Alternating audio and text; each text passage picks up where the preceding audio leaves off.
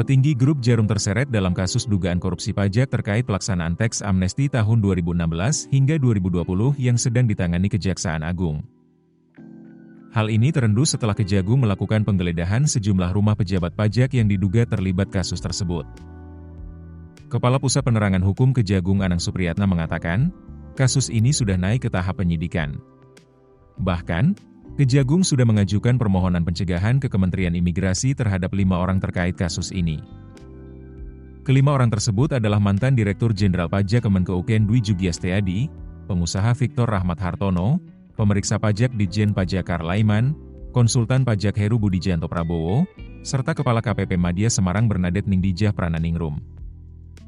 Victor adalah putra pertama dari konglomerat grup Jarum, Robert Budi Hartono yang kini menjabat sebagai Direktur Utama PT Jarum, sebuah perusahaan rokok besar di Indonesia yang juga memiliki diversifikasi bisnis ke berbagai sektor lainnya, termasuk perbankan dan teknologi.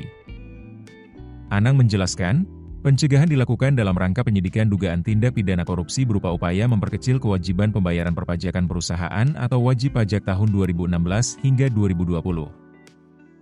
Menteri Imigrasi dan Pemasyarakatan Agus Andrianto membenarkan bahwa pihaknya telah menerima dan melaksanakan permintaan pencegahan ke luar negeri terhadap 5 orang terkait penyidikan kasus dugaan korupsi di bidang perpajakan. Agus mengatakan, pencegahan ke luar negeri tersebut dilakukan atas permintaan Kejaksaan Agung. Menanggapi kasus tersebut, Menteri Keuangan Purbaya Yudi Sadewa mengatakan, pihaknya di Kementerian Keuangan mendukung proses penyelidikan yang dilakukan Kejagung. Menurut Purbaya, sudah ada sejumlah pegawai Kemenkeu yang dipanggil Kejagung untuk memberikan kesaksian terkait perkara itu. Purbaya sendiri membantah bahwa upaya bersih-bersih di Direktorat Jenderal Pajak berkaitan dengan kasus penyelidikan kasus dugaan korupsi teks amnesti oleh Kejagung tersebut.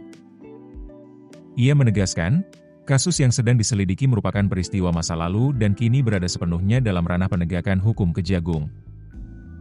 Sementara itu, Corporate Communication Manager PT Jarum, Budi Darmawan, menyatakan pihaknya mengetahui isu tersebut dari pemberitaan media.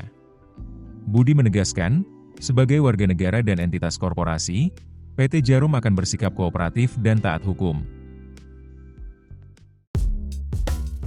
Keputusan bisnis terbaik datang dari data, bukan tebakan. Mudah berlangganan Business Insight dengan subscribe with Google.